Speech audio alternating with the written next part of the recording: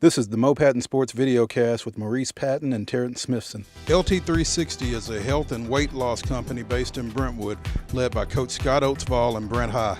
They have helped more than 700 clients in the last year get healthy, lose weight, and feel better with an all-natural program and simple approach to exercise and nutrition. LT360 offers free health and wellness seminars each week. For more information, visit their website at lt360.com or call them at 615-312-8244. Taziki's Mediterranean Cafe, Nashville's answer to fast, friendly, healthy comfort food. With a menu featuring assorted grilled meats, fresh veggies, and a dash of inspiration, Taziki's casual dining is perfect for lunch, before a movie, or a dinner featuring laughter and great memories. Originality is our nationality. With 7 Middle Tennessee locations, one of them is near you. Check www.tazikiscafe.com to select your nearest location and next favorite dish. Want to play ball at the next level? You got what it takes? Then you got to provide a professional highlight video to coaches. Recruit Reels is the nation's leading sports highlight video production company, and they're here in Tennessee. Starting at just $3.99, Recruit Reels helps student athletes realize their dream, and families afford college. Watch highlight videos and review video packages at recruitreels.com. Call them at 615-896-6076. I want to welcome everyone into the Mo Patton Sports Videocast as we head into, well, I almost said head into the state quarterfinals. It's not the quarterfinals for everybody, though. It's the quarterfinals if you're talking about Division I, as in the Spring Hill Raiders. It's the semifinals if you're talking about Division II, and we're going to touch on a couple of those games as well. I'm Maurice Patton along with Terrence Smithson, and as I said, we're in Columbia, Tennessee at Spring Hill High School. Interesting. Little known fact. Yes. Little known fact. Spring Hill High School is in the Columbia city limits. See, you learned a little Tennessee geography here. Before we get started, on a serious note, I want to mention, want to send our sympathies out to the family of DeAndre Lideker, the junior defensive tackle over at Riverdale, whose mother passed away earlier this week in a car wreck. And I just hate to hear that. It's been a tough year for that kid. Started 2016 at Oakland, actually.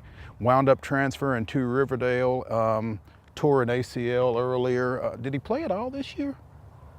In preseason, not in the Not in the regular season. So one of the top prospects in the state for the 2018 recruiting class, and want to send him our best wishes, him and his family. And if you would like to send any donations to help the family out, they've got a page on the website, YouCaring, Y-O-U-C-A-R-I-N-G, youcaring.com. If you'd like to make a donation to them, please do so. But again, our thoughts go out to that family.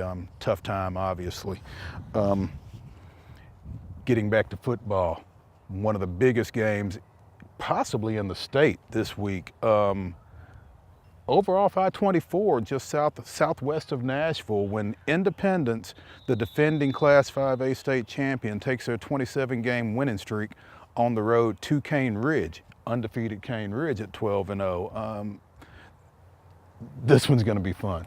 It will be fun. It's always good to see coaches who know how to make adjustments on the fly. They don't have to wait till halftime. And you'll see a lot of good coaching moves in this game if you venture out over to Cane Ridge Stadium. Won't be so easy to get there. That's a tough place to get to that time of day. Oh, yes. Any time of day. Well, yeah, any time of day, but particularly for a 7 o'clock kick. So if you're going, leave early. Should be a heck of a crowd, should be a heck of a game. Again, Independence going in there 12-0. They defeated Hillsborough last week 42-20, opened the playoffs with a 35-0 win over Gallatin. This may be their first playoff game away from home in the last 2 years, because I think they were at home for all 4 games last year until they went to Cookeville for the finals. But should be interesting for them going on the road in this environment. And we've talked about this Independence team a lot. They're a little different from last year, do it a little differently. And I'm interested to see defensively how they respond to what Cane Ridge brings to the table, because they are so balanced on that side of the ball. Cane Ridge is, with the quarterback DJ Thorpe, with Jordan Bell, with those receivers Jarrett McCray and Christian Lancaster. It's almost a mirror image of Independence. You're exactly right. They are very balanced, and you never know which way they're going to try to to hit you, whether they're going to try to establish the run first or try to establish the pass to set up the run. Coach Woods does a great job of giving DJ options to take advantage of what the defense is giving him. And it's always a joy to watch them play. You know, DJ throws a great deep ball. he does throw a pretty ball, doesn't he? And, you know, we've heard coaches this year, the term RPO has come up a lot, run pass option, and I don't think there are too many quarterbacks out there that execute it better than DJ right now. I think you're exactly right. I loved to watch him last week. He dropped a couple of bombs on a play that I think he actually changed. And Jared McCray ran a tremendous stop and go route. He turned me around. I was sitting in the stands watching him. It was great. Cane Ridge lost to Independence in the first round of the playoffs last year, 49-7, so they've got a little bit of a edge as far as wanting to even things up, as well as going another step forward in the playoffs. This is the first year that Cane Ridge has won a playoff game. They've won 2. They opened with a 35-21 win over Summit, where they trailed 21-0 at halftime, and I think it was a wake-up call for them. I think you're exactly right, because they came out of the gates fast last week, and I expect them to come out of the gates fast this week on Independence, because I think they've realized that they have to start fast.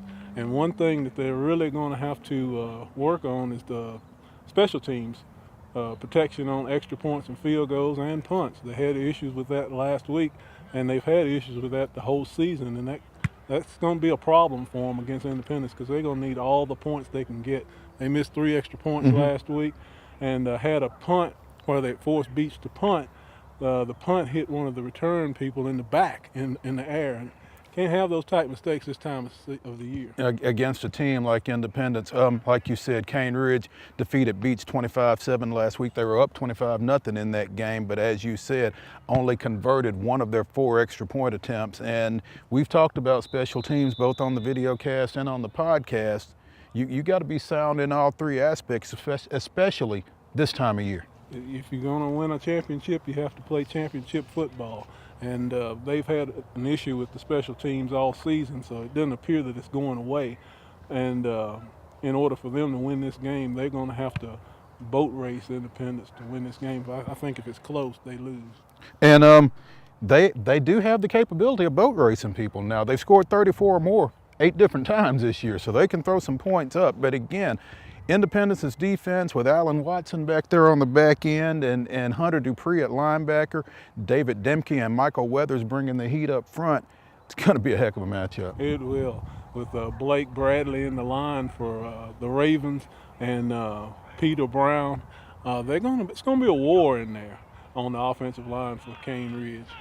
The winner of that one gets the winner of this one. Brentwood at 8-4 goes to Centennial at 11-1 in an all-region 7-5A matchup. Centennial won this game a few weeks ago, 27-17. It was the last game Brentwood's lost. They bounced back with 4 straight victories. They won 38-13 against Henry County, 33-14 at Clarksville to close the regular season. Opened the playoffs with a 55-28 win over Kirby. Then they had to go on the road last week and won 34-7 at Memphis Central. Now, recent development for Brentwood, their quarterback Carson Shacklett got hurt in that Central game. He's out for however much further the Bruins go.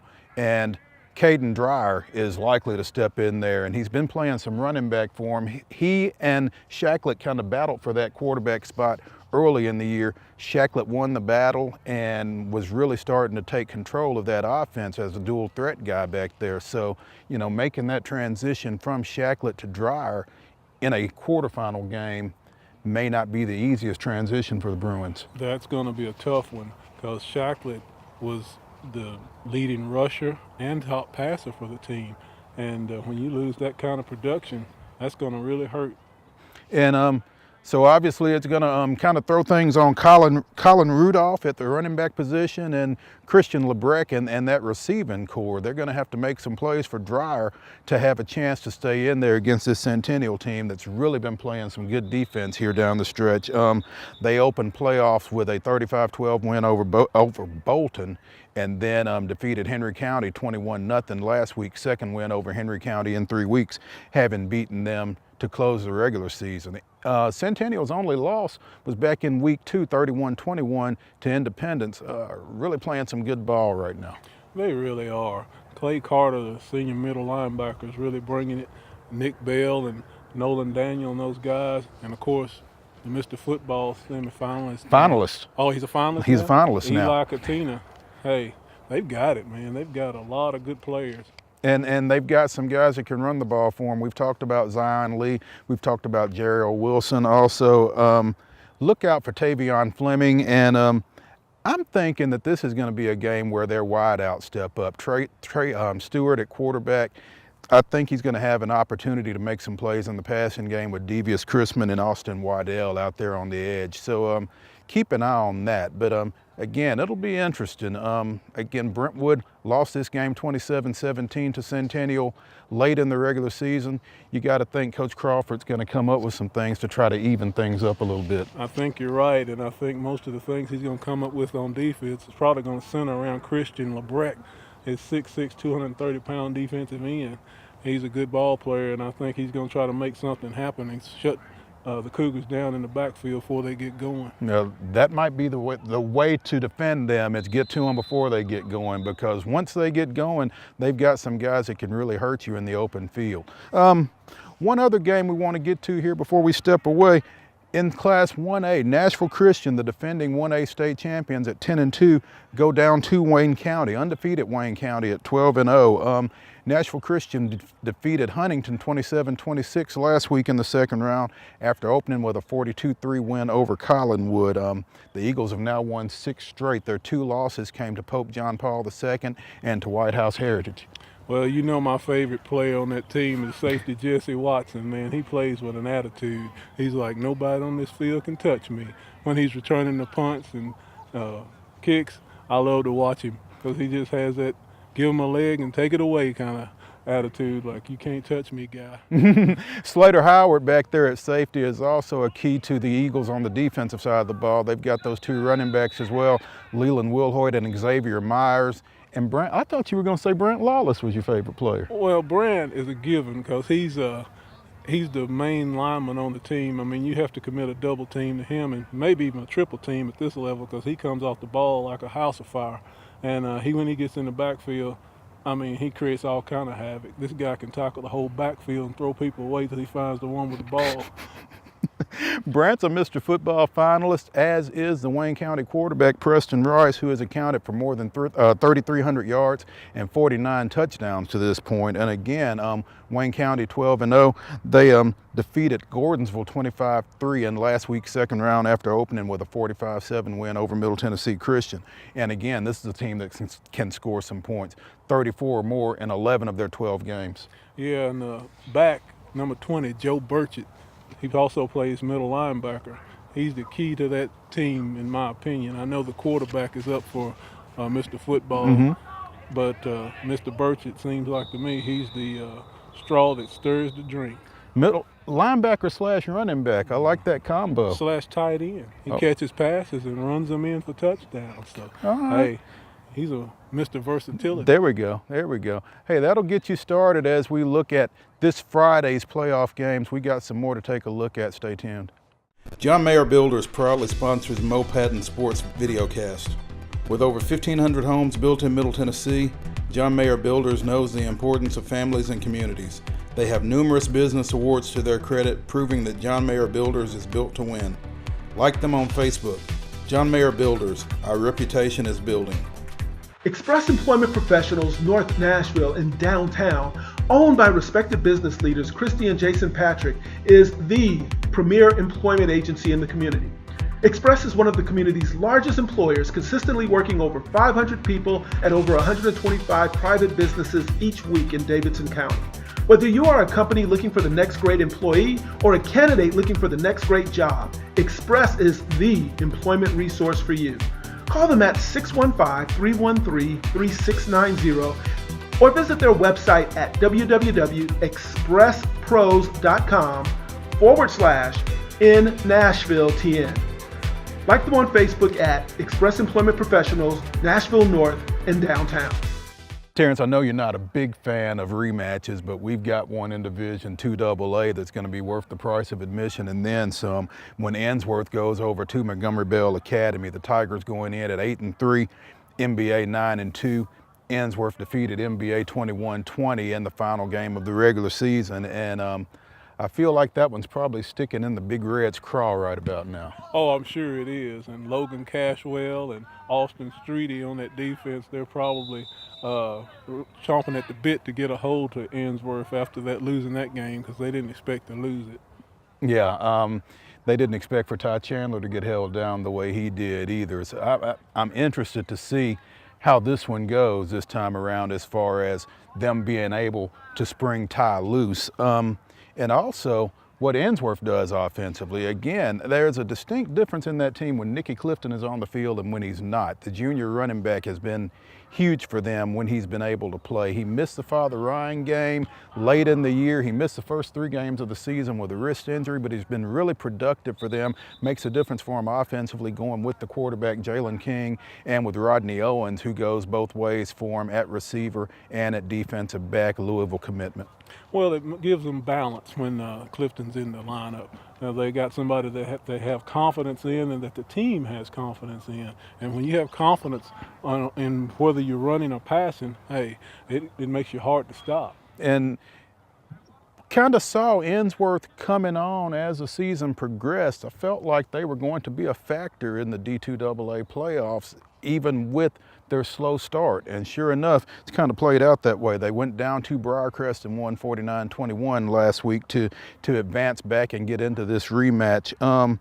Last loss was against Brentwood Academy, a 35-28 nail biter there. But MBA defeated Christian Brothers last week 35-14 in the quarters, and their loss to Ainsworth stopped an 8-game win streak. So that was a team that was pretty hot. And again, their ability to get Ty Chandler loose this time around, I think, will be the key.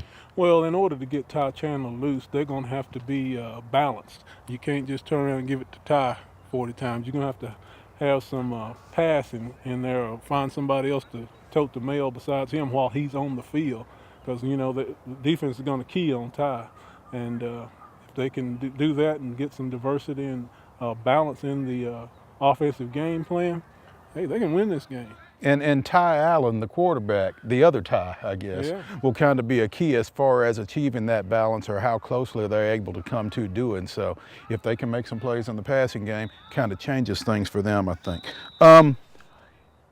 In Class 3A, CPA, when they were 1-5, didn't really necessarily expect to be talking about them at this juncture of the season. They turned it all the way around, gone 5-1 the second half, and now they're going to Good Pasture, coming off of a 10-7 win over Stratford last week. Good Pasture ended undefeated Fairview season last week, 28-23. So another rematch, as Good Pasture won this one 31-28 during the regular season.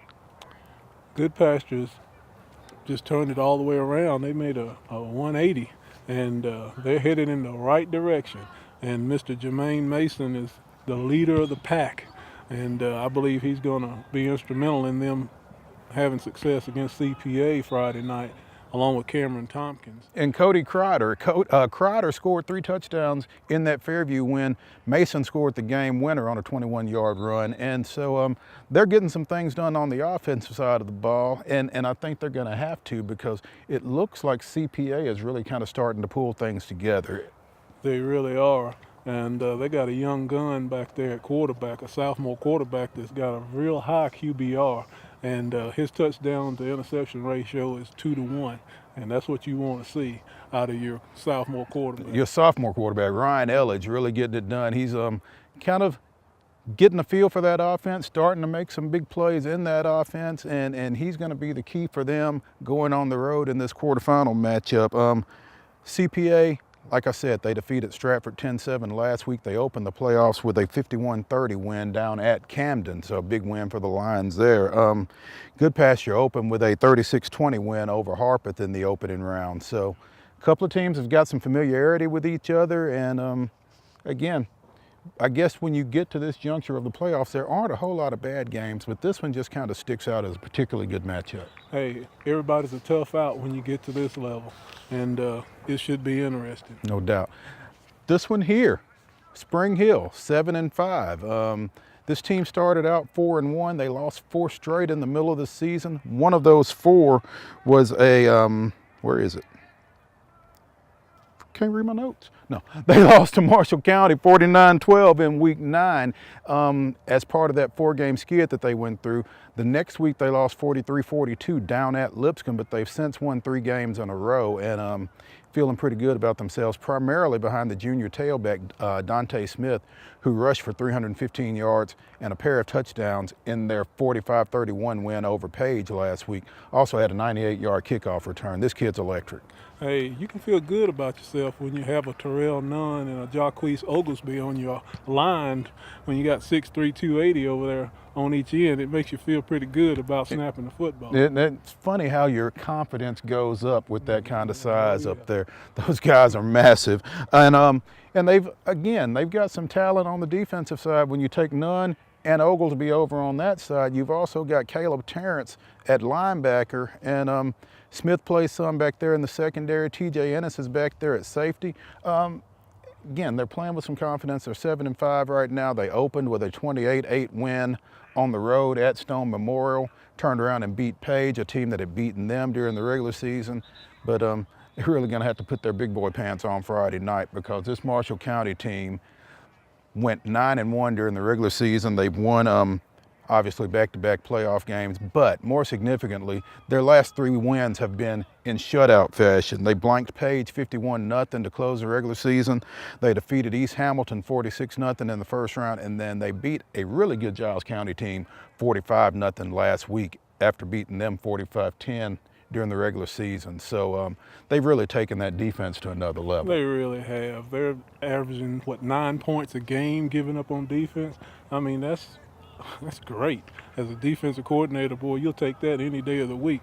And they've got Jason Wilcox and Tay Lytle in there, both of them close to 300 pounds at defensive tackle. You got Tavai McLean, a 245-pound defensive end out there, and of course you got Kane McWilliams at linebacker. So it's hard to move the ball on these guys. It is, and Kane McWilliams, a Mr. Football finalist, an MTSU commitment. And we've spent a lot of time talking about the Marshall County offense and the players that they've got on that side of the ball, but when they're only giving up 9 points a game, makes it a lot easier on those guys. Oh, yeah, sure. It makes it a lot easier because you're getting the football in good position where you can drive short fields. Hey, you can put up a lot of points. And when you're going short fields, it makes it a lot shorter and fewer yards out there for guys like Cameron Liggett and those receivers, Jay Howard and Trey Crutcher, to get, but they can get them in a hurry when the defense is putting them in good positions like that. That's right. That's what you want. You want to see short fields and high numbers. No doubt. And this one could be interesting because Marshall County's putting up some high numbers here of late. Hey, we got a few other games we want to touch on when we come back. Don't go away. Taziki's Mediterranean Cafe, Nashville's answer to fast, friendly, healthy comfort food. With a menu featuring assorted grilled meats, fresh veggies, and a dash of inspiration, Taziki's casual dining is perfect for lunch, before a movie, or a dinner featuring laughter and great memories. Originality is our nationality. With 7 Middle Tennessee locations, one of them is near you. Check www.tazikiscafe.com to select your nearest location and next favorite dish. At National Playmakers Academy, developing NPA athletes comes in threes. NPA develops its student athletes' academic, social, and football-specific skills. Next, NPA develops them for better exposure today, recruitment tomorrow, and college education through scholarships for the rest of their lives. We are proud of the outstanding athletes we have developed. We are more proud of the college graduates we have prepared. Work with National Playmakers Academy for developing gifted athletes into productive citizens. Strike and Spare Family Fun Centers combine the best of bowling, games, food, drink, and fun. For all Middle Tennessee residents, Strike and Spare Family Fun Centers are the ideal destination for family entertainment. The safe, friendly environment is perfect for birthday parties for kids of all ages or business outings for adults who work too hard. Our friendly staff and fun atmosphere will help create those enjoyable memories with your coworkers, friends, and loved ones. Don't forget to sign your kids up for our Kids Bowl free summer program. Visit us online at strikeandsparebowling.com or come see us in person at any of our nearby Strike and Spare locations in Donaldson, Hendersonville, Hermitage, Murfreesboro, and the Tusculum area for more details. We'll see you soon. Terrence, we mentioned this Spring Hill Marshall County game in the 4A quarterfinals. Another 4A quarterfinal game. Springfield at 7-5 goes to 11-1 Pearl Cone. The Firebirds haven't lost since their Week 2 loss against Montgomery Bell Academy. Run off 10 straight since then. They opened playoff action with a 70-0 win against Kenwood. Last week they defeated Macon County 47-14. Obviously, we've talked a lot about this Firebird team. They went to the 4A state finals last year. Lost some seniors off that team, but don't seem to have lost a step. They haven't. They got Elijah Simmons, big 6'3", 315-pound defensive tackle in there, and linebacker Braden DeVault. They're bringing the hammers, man, on these offenses, man. They're giving up like around 7 points a game. Man, it's hard to move the ball when you got guys like that blocking for you up front. And DeVault's making tackles all over the field. And just like you said about Marshall County, makes it a lot easier on the offense. They've got a sophomore quarterback, Xavier Shepard, who kind of started a little shaky but has really grown into the position and has become less of a game manager and more of a playmaker in that offense for Pearl Cone. And Jay Parker, we've talked a lot about. I think everybody statewide got introduced to him with that huge touchdown run that he had for their only touchdown in the game against Knoxville Catholic in last year's finals. But this is a kid who can make plays from anywhere on the field, and Springfield will have their hands full trying to contain him. You're right, and as Shepard grows into that, has grown to that position, his quarterback rating has went up, and he's doing real well. I mean, when he continues to play the way he has and allows them to be balanced, the sky's the limit for them. Absolutely. Pearl Springfield, excuse me. They're kind of stuck on 27. They opened the playoffs with a 27-14 win against Lipscomb Academy. Last week they defeated Maplewood 27-24. And we talked about special teams. Thomas Smith kicked a field goal to tie that game against Maplewood, kicked another one to win it. So they're not afraid to settle for three or take three when the opportunity arises. But the quarterback, Dwayne Buckner, and their top running back, Alan Gardner, a couple of keys for them on the offensive side of the ball. Yes, Buckner is a key as far as running and passing because they're a run-first team, and he's their leading rusher and top passer as well.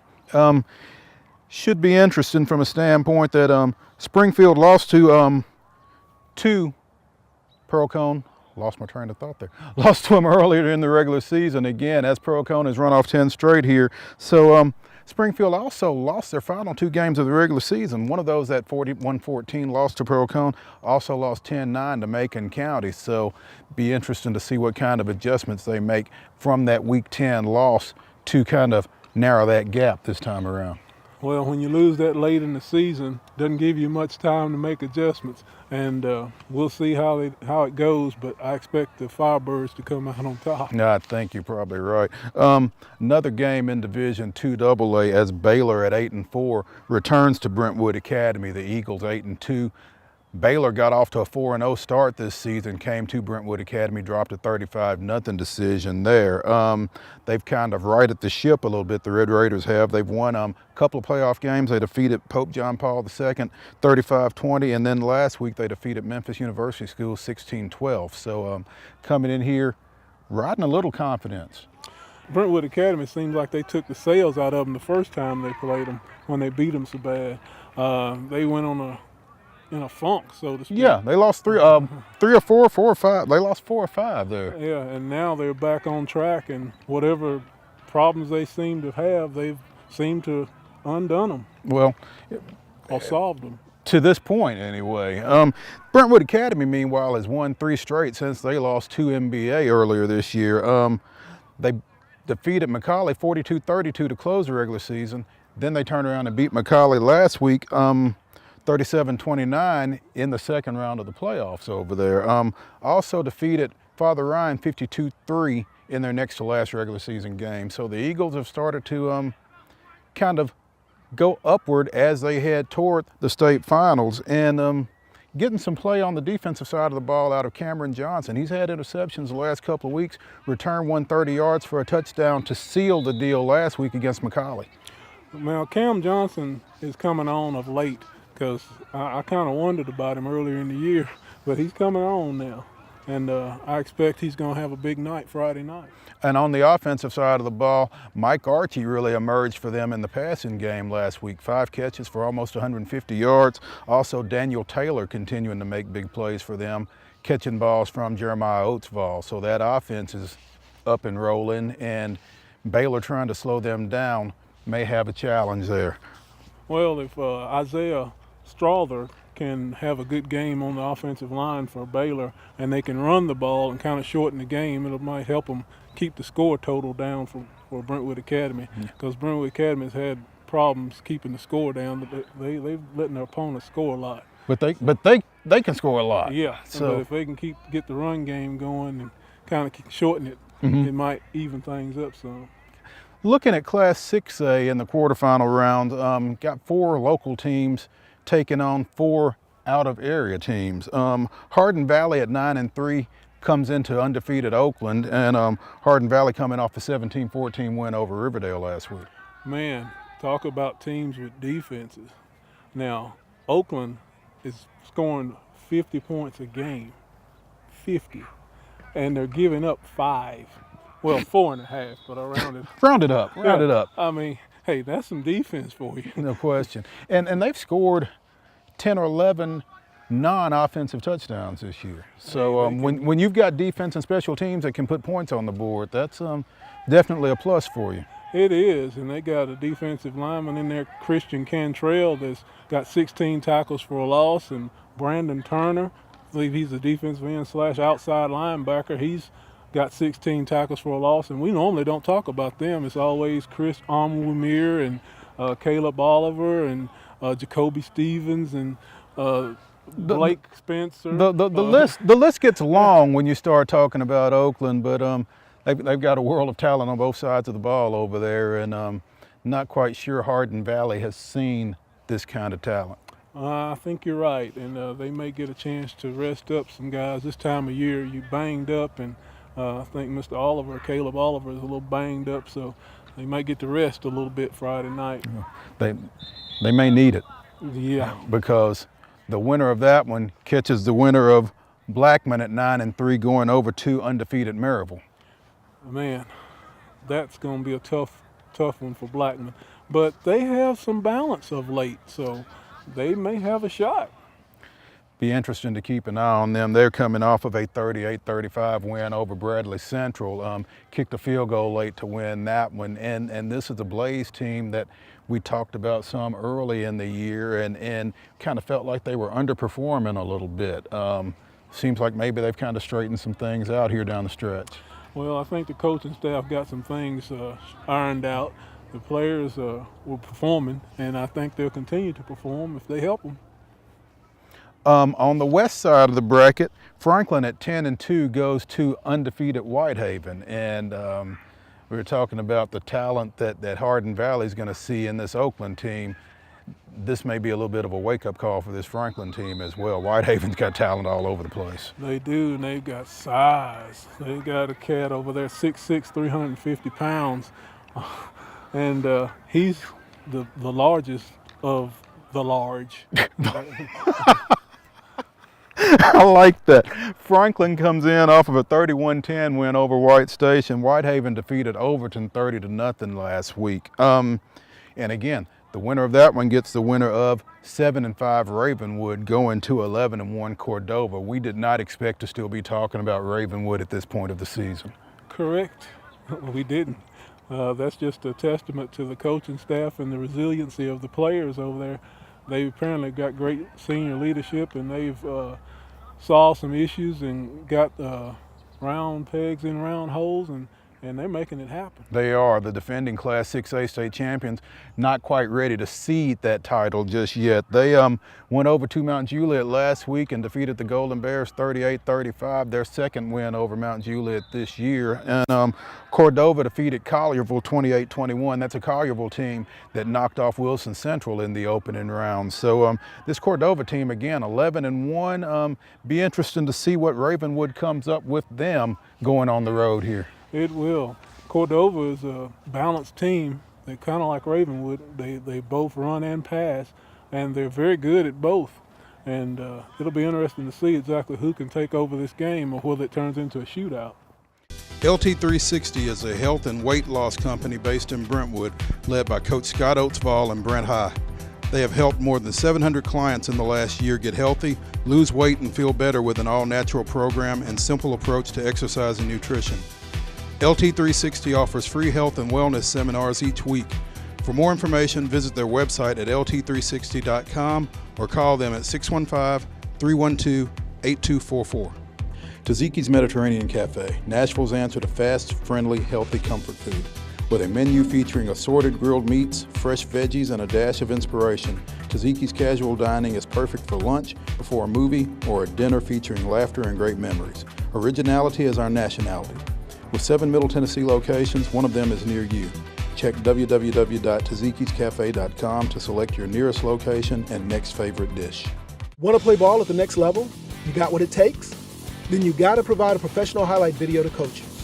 Recruit Reels is the nation's leading sports highlight video production company, and they're here in Tennessee. Starting at just $3.99, Recruit Reels helps student athletes realize their dream, and families afford college. Watch highlight videos and review video packages at recruitreels.com. Call them at 615-896-6076. Terrence, looking back at our Pick 6 games from last week, you had a pretty good week. Thank you. No, hey, me not so much. Well, relatively speaking. Spring Hill at Page, we both had the Raiders taking care of business. They did, 45-31. Giles County at Marshall County, we had the Tigers in that one. Didn't have the margin being quite what it was, 45-0 Marshall County. Beach went to Cane Ridge. We both thought the Ravens would take care of business at home. They did, 25-7. Hillsborough went to Independence. We both picked the defending 5A state champions. They came through. Good Pasture at Fairview. I went with the undefeated Yellow Jackets at home. You took the visitors. Good Pasture went on the road and picked up that 28-23 win, and that was the difference for us because we both had Stratford taking care of CPA and they didn't. I finished up 4-2 last week. You went 5-1. Let's see what you guys have got. Hashtag BeatMostradamus on Twitter. Send us your Pick 6 games. Get more of them right than I do. We throw you into a drawing for a Taziki's Mediterranean Cafe gift card. 8 locations in Middle Tennessee. One of them's near you. Independence at Cane Ridge. We'll just start it. Man, I'm going to take the talent over the team. I think Cane Ridge has got more talent all over the field, and I'm going with the Ravens. Well, there you go. I'm going with the champions until somebody beats them. I'm going with Independence right here. But again, I wouldn't be surprised either way. I think it's going to be a whale of a matchup. And if you've got a Friday night with no dog in the hunt, wouldn't be a bad place to be. Brentwood at Centennial. Centennial. There's too much all over the field for Brentwood to beat them, in my opinion. I think you're right, especially with the quarterback situation for the Bruins. I'm going with the Cougars in this one. Nashville Christian at Wayne County. Again, I'm going with Nashville Christian. Too much talent all over the field. I think Joe Burchett and the quarterback over there, Owen Reisner, are good, but I don't think they have enough to beat them. I think it'll be a close ball game. I think Preston Rice will come out and have a heck of a ball game, but I think, like you said, the Eagles have too many weapons. I like Nashville Christian even on the road in this one. Ainsworth at MBA, who you like? Man, I think the Big Red are going to come back and figure out a way to win. I think they learned from that loss, and they're going to come out balanced and get it done. I think some kind of way MBA pulls this one off. I like the Big Red. CPA at Good Pasture. Good Pasture. I think the senior leadership on Good Pasture squad is going to allow them to take it. I like the Cougars in this one as well. I think the storybook from a 21-22 game losing streak continues another week. Spring Hill at Marshall County. Marshall County, too much. That pretty well says it. I think the Tigers are on a mission coming off of last year's performance, and I don't think Spring Hill is in a position to slow them down. I like Marshall County here. Hey, that's going to do it for this week's Mo Patton Sports videocast. Be sure and check out the website, mopattonsports.com. Check out Mostradamus's Pick 6, where we will, again, I'll be picking these 6 games. You've already seen them, but we'll also be picking every other game in Middle Tennessee on the playoff landscape. Be sure and check that out. Also be sure and catch the Strike and Spare Coaches Show podcast as we catch up with a couple of coaches that will be involved in some of these key matchups this weekend. That's Terrence Smithson. I'm Maurice Patton. We'll see you at the ball game.